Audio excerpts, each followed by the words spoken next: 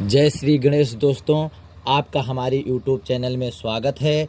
अगर आप हमारे YouTube चैनल में नए हैं तो कृपया आप हमारे YouTube चैनल को लाइक एवं सब्सक्राइब कर लीजिए। हम आपके लिए ऐसे ही वीडियो बनाते रहेंगे। आज हम इस वीडियो में आपको बताने वाले हैं 12 भावों का फलादेश। जैसा कि आप जानते हैं दोस्तों, कुंडली में जो खाने दिख रहे हैं, 12 खाने जो ये दिख रहे हैं, ये इनको हम 12 भाव कहते हैं। आप जानते हैं दोस्तों, हम इससे अपने जीवन के जो भी जीवन में क्या होगा, आपके जीवन में कैसा आपका जीवन व्यतीत होगा, उससे हम ये 12 भावों से क्या कर सकते हैं, प्रकट कर सकते हैं, व्यक्त कर सकते हैं, जान सकते हैं। आइए अब हम स्टार्ट करते हैं प्रथम भाव से। जैसा कि आप जानते हैं दोस्तों, प्रथम भाव घर और तन।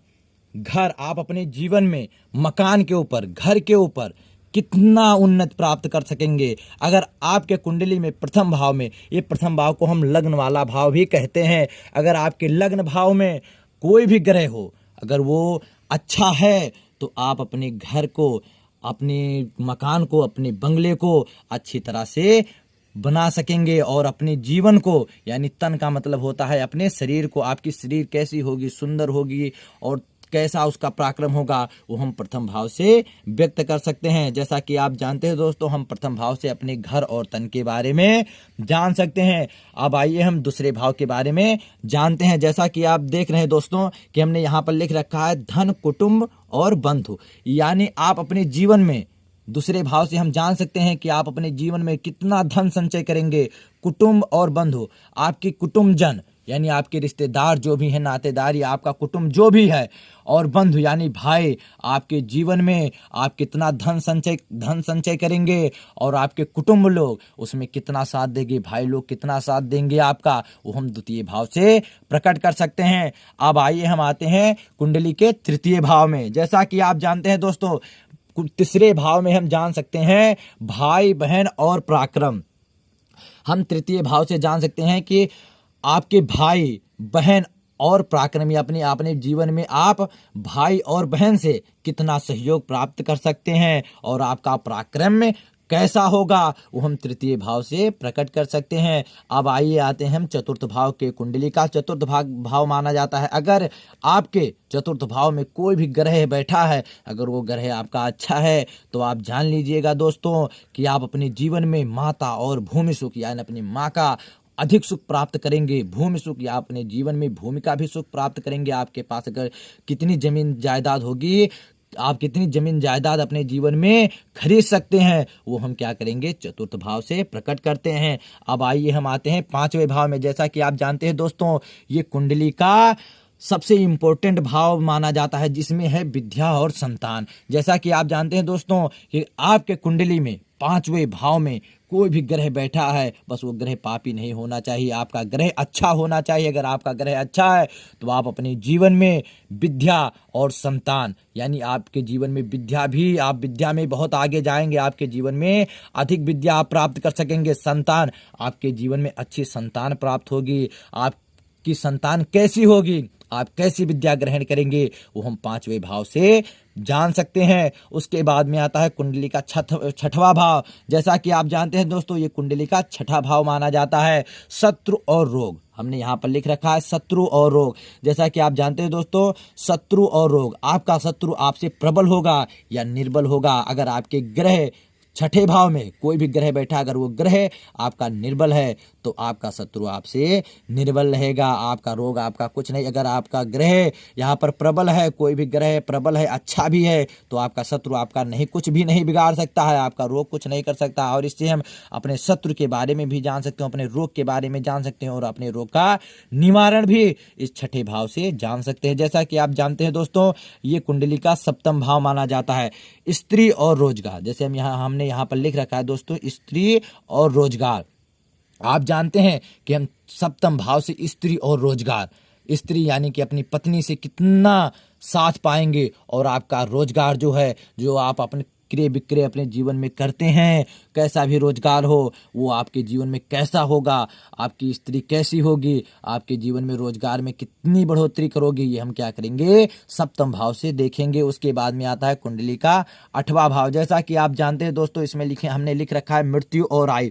आपकी मृत्यु कैसे होगी, आप अगर जल करके मरेंगे, अगर आपके यहाँ पर कोई क्रूर गर्म ग्रह बैठा है तो आपकी मृत्यु जल करके होगी, या पानी से आप मरेंगे, ये हम क्या करेंगे अष्टम भाव से देख सकते। आयु, आपकी आयु कितना होगी, आप किस प्रकार का जीवन व्यतीत करेंगे, आपकी आयु कितनी होगी, आपका जो जीवन है वो कितने सालों तक रहेगा, वो हम अष्टम भाव से व्यक्त कर सकते हैं। इसके बाद में हम आते हैं 9वां भाव, भाग्य और धर्म। जैसा कि आप जानते हैं दोस्तों, जब आप धर्म करोगे अपने जीवन में तब क्या होगा, आपका भाग्य अपने आप कन्वर्ट होकर के बदल करके भाग्य के रूप में बन जाएगा। अगर आप धर्म करोगे तभी आपका भाग्य बनेगा। इसीलिए दोस्तों कहते हैं 9वें भाव से, अगर आपके 9वें भाव में कोई अच्छा ग्रह बैठा है तो आप जान लीजिएगा दोस्तों कि आपका भाग्य चमकेगा, आपको दुनिया जानेगी। धर्म, या आप अपने जीवन में कितना धर्म करेंगे, आपका भाग्य कैसा होगा, वो हम 9वें भाव से जान सकते हैं। अब हम आते हैं कुंडली के 10वें भाव में। जैसा कि आप जानते हैं दोस्तों, यहाँ पर हमने लिख रहा है पिता राज्य व्यापार।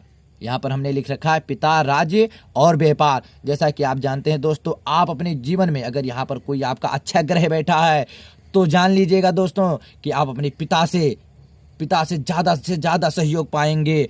और राज्य जब आपका व्यापार अच्छा चलेगा, आपका धन अधिक मात्रा में संचय कर सकेंगे, एकत्रित कर सकेंगे, तभी आप क्या करेंगे सुख भोग सकते हैं। राज्य का मतलब ही होता है सुख। आप कैसा सुख कर सकते हैं, पिता राज्य और व्यापार। हम 10वें भाव से अपने पिता के द्वारा कितना सुख प्राप्त कर सकेंगे, आपका व्यापार कैसा होगा, आप अपने जीवन में कौन सा व्यापार करेंगे, वो हम 10वें भाव से क्या कर सकते हैं व्यक्त कर सकते हैं दोस्तों। अब हम आते हैं कुंडली के 11वें भाव में। जैसा कि आप जानते हैं दोस्तों, ये कुंडली का 11वां भाव माना जाता आमदनी और लाभ। आप अपने जीवन में कितना आमदनी करेंगे, कितना कमा सकते हैं, कितनी आमदनी करेंगे, लाभ, और उससे कितना लाभ होगा। अगर आप जान लीजिएगा दोस्तों, अगर आपके इस स्थान में कोई क्रूर ग्रह बैठा है तो आप लाभ आमदनी चाहे जो करें, फिर उसमें क्या होगा, आपकी बढ़ोतरी नहीं हो सकती है। अगर आपके इसमें कोई अच्छा ग्रह बैठा है तो आप जान लीजिएगा कि आप अपने जीवन में बहुत आमदनी करेंगे और उससे अधिक मात्रा में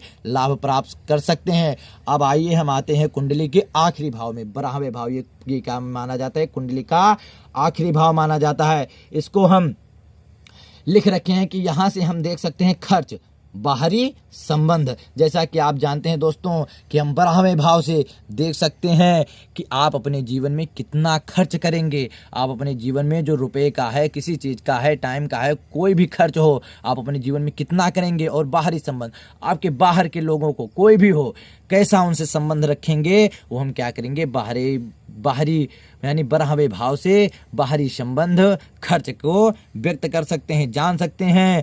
आइए दोस्तों, अब हमने इन 12 भावों को, प्रथम भाव, द्वितीय भाव, तृतीय भाव, 1 से लेकर के 12 भाव जो हैं उनको हमने फलादेश करके आपको बतलाया है। अब आप हमसे पूछेंगे कि आपने ये तो बतलाया कि ये 12 भाव हैं, इसको कैसे फलादेश करेंगे, लेकिन आपने ये नहीं बतलाया कि इस 12 भाव के जो हैं वो मालिक कौन है, स्वामी कौन है। जैसे 12 राशियां होती हैं पर 12 ग्रह नहीं होते हैं। आपने सोचा होगा कि अगर 1, 2, 3, 4 जो 12 लिख रखे हैं, वो 12 जब 12 लिख रखे हैं तो एक स्थान पे अगर हम 9 ग्रहों को बैठाएंगे तो 12 ग्रह भी होने चाहिए। लेकिन नहीं दोस्तों, जैसे कोई ग्रह हैं वो 2 स्थान के भी स्वामी हैं। इसी प्रकार से हम आगे देखते हैं दोस्तों कि कौन ग्रह किस किस स्थान के स्वामी हैं। आइए दोस्तों, हमने यहाँ पर लिख रखा है कि कौन ग्रह किस राशि के स्वामी हैं। तो हम देखेंगे कि मेष और वृश्चिक, जो मेष राशि है यानी पहला भाव और अष्टा भाव यानी अष्टम भाव यानी प्रथम राशि और 8वीं राशि, जो आपकी पहली राशि है और 8वीं राशि, यहाँ पर आप देख लीजिए प्रथम और अष्टम, इस जगह के ये दोनों जगह जो हैं, इस दोनों जगह के राशि के स्वामी कौन है, मंगल हैं। मंगल ग्रह जो हैं वो क्या है, प्रथम राशि और अष्टम राशि के क्या है, स्वामी माने जाते हैं। उसके बाद में हमने लिख रखा है दोस्तों कि वृष और तुला, यहाँ पर देख लीजिए वृष और तुला, ये देखिए तुला, ये क्या है, ये देखो हमने यहाँ पर लिख रखा है 2 और 7, यानी कि दूसरी राशि और सप्तम राशि। जो दूसरी राशि है और सप्तम राशि, यहाँ पर देखो दूसरी और सप्तम, इस राशि के स्वामी कौन है? शुक्र। क्या है? वृष और तुला राशि के स्वामी हम किसको मानते हैं? शुक्र ग्रह को मानते हैं। जैसा कि आप जानते हैं दोस्तों, अब हम आते हैं तीसरे टॉपिक पर, मिथुन और कन्या। मिथुन और कन्या, तीसरी और छठी राशि, ये यहाँ पर देख लीजिएगा इस खाने का, यानी कि तीसरे भाव का, तीसरी राशि और छठी राशि। ये तीसरी और छठी राशि के जो स्वामी हैं, जो मालिक माने जाते हैं, वो क्या हैं? बुध हैं। बुध ग्रह जो हैं क्या हैं? वो मिथुन और कन्या राशि के स्वामी माने जाते हैं। उसके बाद में हम आते हैं चौथे टॉपिक पर। अब हम यहाँ पर देखेंगे कर्क।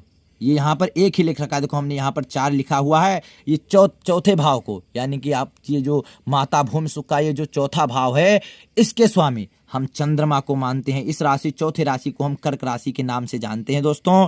इस राशि के स्वामी चंद्रमा है, जैसा कि आप जानते हैं दोस्तों। अब हम आते हैं 5वें टॉपिक पर, ये है सिंह राशि। सिंह राशि यानी कि 5वें, जो ये आपका है 5वां स्थान, 5वां भाव, ये देख लीजिए विद्या और संतान का। ये इसके स्वामी कौन है? सूर्य। सूर्य देव जो हैं वो आपके क्या हैं? 5वीं राशि के स्वामी माने जाते हैं। 5वीं राशि कौन सी है? सिंह। सिंह राशि के स्वामी सूर्य माने जाते हैं। उसके बाद में हम आते हैं दोस्तों 6ठे टॉपिक पर। आप देखिए ध्यान से, धनु और मीन। धनु और मीन, 9वीं और 12वीं, 9वीं और 12वीं राशि के स्वामी गुरु हैं। कौन है? गुरुदेव। जैसा कि आप जानते हैं दोस्तों, जो भी ग्रह हैं, मंगल, सूर्य, शुक्र, बुध, चंद्रमा, सूर्य, शनि, राहु, केतु, इन सब के गुरु कौन माने जाते हैं? गुरुदेव। जो गुरुदेव हैं वो क्या है? 9वें और 12वें राशि की जो है उसके स्वामी माने जाते हैं। 9वें भाव को और 12वें भाव को क्या कर सकते हैं हम? इससे जानेंगे कि इसके स्वामी कौन है। तो धनु और मीन के स्वामी गुरु हैं। अब हम आते हैं 7वें टॉपिक पर। आप जैसा देख रहे हैं दोस्तों, यहाँ पर हमने 10 और 11 लिख रखा है। मकर और कुंभ, यानी कि मकर यानी 10वें स्थान की, यह जो लिख रखा है पिता राज्य व्यापार, ये 10वां स्थान है। और 11वां आमदनी और लाभ। जैसा कि आप देख रहे हैं दोस्तों, 10वां और 11वां मकर कुंभ राशि के स्वामी शनि हैं। जो शनि देवता हैं, आप जानते हैं कि शनि देव क्रूर देव में माने जाते हैं। देखिए आप 10वें और 11वें स्थान के जो स्वामी हैं वो क्या है? शनि है। जो आपके कुंडली में 10वां भाव और 11वां भाव है, उसके स्वामी को हम मानते हैं शनि। जैसा कि आप जानते हैं दोस्तों कि हमने यहाँ पर कुंडली बना करके और आपके 12 भावों को फलादेश किया है, और हमने यहाँ पर 9 ग्रह को अलग अलग स्थान पर बैठाया। आपने देखा है कि हमने 9 ग्रहों को किस प्रकार से किस किस भाव का स्वामी बतलाया है। इसीलिए दोस्तों आपसे निवेदन है कि आप हमारे YouTube चैनल को लाइक कीजिए, सब्सक्राइब कीजिए और हमारे इस वीडियो को देखते रहिए। हम आपको अगले वीडियो के साथ मिलेंगे। जय श्री गणेश दोस्तों, जय श्रीमन नारायण दोस्तों, आपका हमारे YouTube चैनल में स्वागत है।